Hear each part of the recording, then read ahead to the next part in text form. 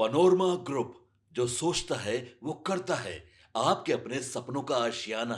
इन दिनों बिहार में 12वीं बिहार विद्यालय परीक्षा समिति की परीक्षाएं चल रही है और एक बार फिर से बिहार की शिक्षा व्यवस्था पर गंभीर सवाल खड़े हो रहे हैं। नमस्कार, आप देख रहे हैं सिटी पोस्ट लाइव। मैं हूं सृष्टि राज।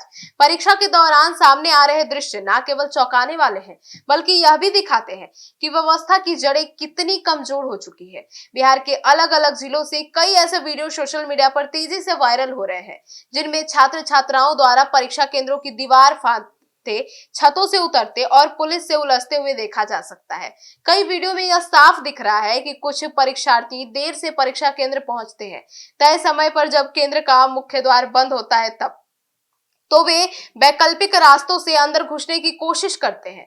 कई छात्र दीवार फांदते हुए नजर आते हैं, तो कई परीक्षा केंद्र की छत की ऊंचाई कम होने के कारण ऊपर से कूदकर अंदर प्रवेश कर लेते हैं। यह नजारा किसी परीक्षा से ज्यादा किसी आपातकालीन स्थिति जैसा दिखता है। कुछ मामलों में जब पुलिस द्वारा ऐसे छात्रों को रोका जाता है तो वे गाली गलौज और बदसलूकी पर उतर आते हैं। यह केवल अनुशासनहीनता का मामला नहीं है, बल्कि यह बताता है कि छात्रों में ना तो परीक्षा के प्रति गंभीरता बची है और ना ही नियमों के प्रति सम्मान। शिक्षा का उद्देश्य केवल परीक्षा पास करना नहीं होता, बल्कि नैतिकता, अनुशासन और जिम्मेदारी का विकास भी होता है, जो इन घटनाओं में पूरी तरह से गायब दिखता है। हालांकि इन तमाम वायरल वीडियोस और भावनात्मक प्रतिक्रियाओं की आधिकारिक पुष्टि सिटी पोस्ट लाइव नहीं करता है। इसके बावजूद सोशल मीडिया पर यह वीडियो तेजी से वायरल हो रहे हैं और आम जनता के बीच गहरी चिंता पैदा कर रही है। सवाल यह है कि अगर यह घटनाएं पूरी तरह से झूठी है, तो हर साल परीक्षा के समय ऐसे दृश्य बार बार क्यों सामने आते हैं? बिहार की शिक्षा व्यवस्था पहले भी नकल, कुप्रबंधन और अव्यवस्था को लेकर बदनाम रही है।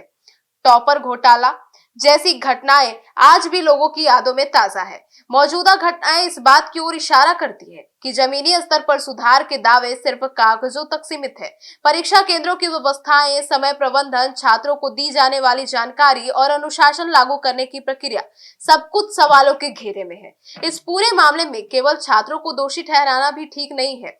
कई बार परीक्षा केंद्र छात्रों के घरों से बहुत दूर होता है, परिवहन की व्यवस्था कमजोर होती है और ग्रामीण इलाकों में समय पर पहुंच पाना चुनौती बन जाता है। लेकिन इसका यह मतलब बिल्कुल नहीं है कि नियमों को ताक पर रखकर अव्यवस्थित तरीके से परीक्षा में शामिल हुआ जाए।